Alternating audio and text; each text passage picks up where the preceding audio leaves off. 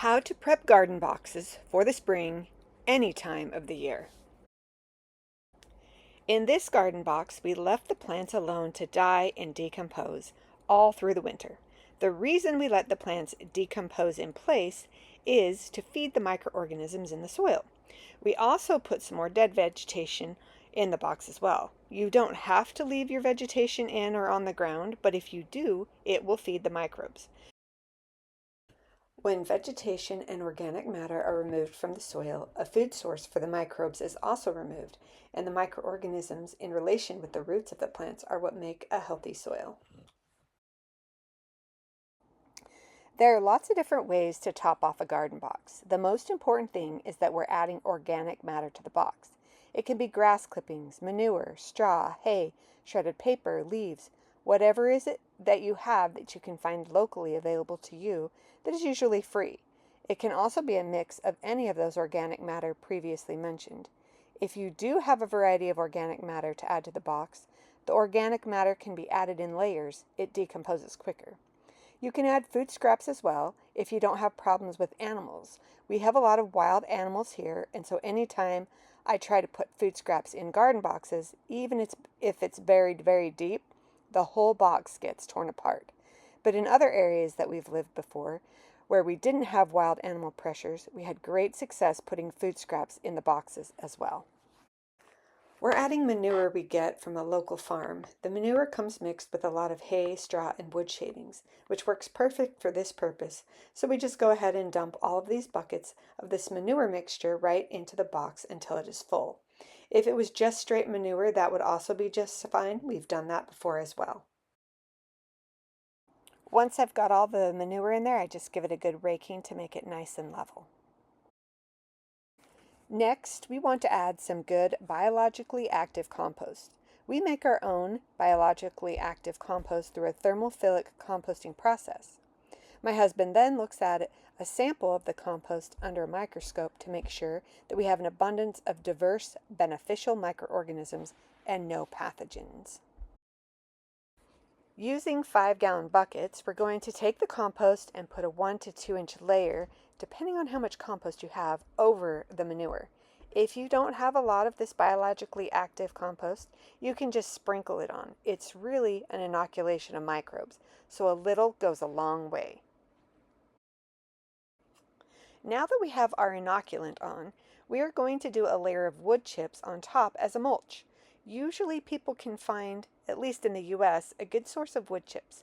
And I'm talking about the raw wood chips that arborists have after they trim or cut down trees. It's really important to have a mulch over the compost to protect it from being compacted by rain and to protect it from the heat of the sun and also the drying effects of the wind, all of which negatively affect the microorganisms in the soil. Also, the wood chips will help any weed seeds that happen to be underneath the compost from the manure to not germinate. And as a bonus, you can plant right on top of the wood chips with seeds. Then you know every seed that comes up is the one that you planted and not a weed. The wood chip layer can be anywhere from 2 to 6 inches. It really depends on your climate. If you're in a drier climate, then you'll want the mulch to be on the deeper side. For this second box, I'm going to use some compost from a static compost bin. Since it didn't go through the thermophilic process, it's possible that it could still have some weed seed in it, but it's still really beneficial, and this is a good spot to put a filler compost that you aren't quite sure how good of a compost it is. Also, if you have a compost that's not fully composted, this is also where you can use it.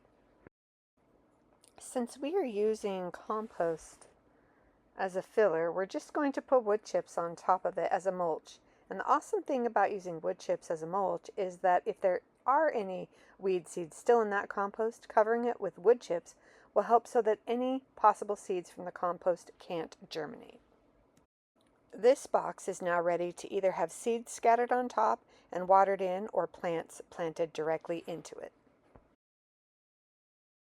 For this third example, we're going to use some old mulch. We had an area next to our driveway where we had planted some elderberries and flowers. Then after 2 years, we didn't like having a row of trees and flowers there because we couldn't use our grassy area for parking. So we transplanted the elderberries and flowers with great success. Then we had all this mulch that needed to be removed. So we used this old mulch as a filler for topping off another garden box. We shoveled this old mulch into 5-gallon buckets and then dumped the mulch into a garden box until it was full. Then we raked the old mulch until it was level. Using more of our biologically active compost, we put a thin layer on top of that and raked it smooth. Once we finished with the compost layer, we put a layer of wood chips as mulch. This box is now ready to either have seeds scattered on top and watered in or plants planted directly into it. It's super easy to plant in these garden boxes now that they are all ready with the mulch.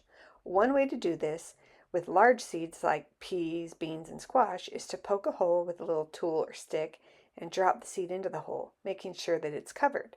Then go ahead and watering it. The peas started peeking out of the wood chips a couple weeks later, and they will continue to grow and get bigger and bigger. Another way we like to sow seeds is to scatter a variety of seeds all together and intermix it in the garden box. These seeds are mostly cool weather crops like lettuce, kale, broccoli, cabbage, carrots, and beets, and some flowers. I just sprinkled the packet of seeds on the bed and then water them in. Then when they come up, if we want to thin them, the little seedlings can be cut off at the surface of the soil and then be used as microgreens, or the seedlings can just be left planted densely, making a beautiful, diverse polyculture with an abundance of food.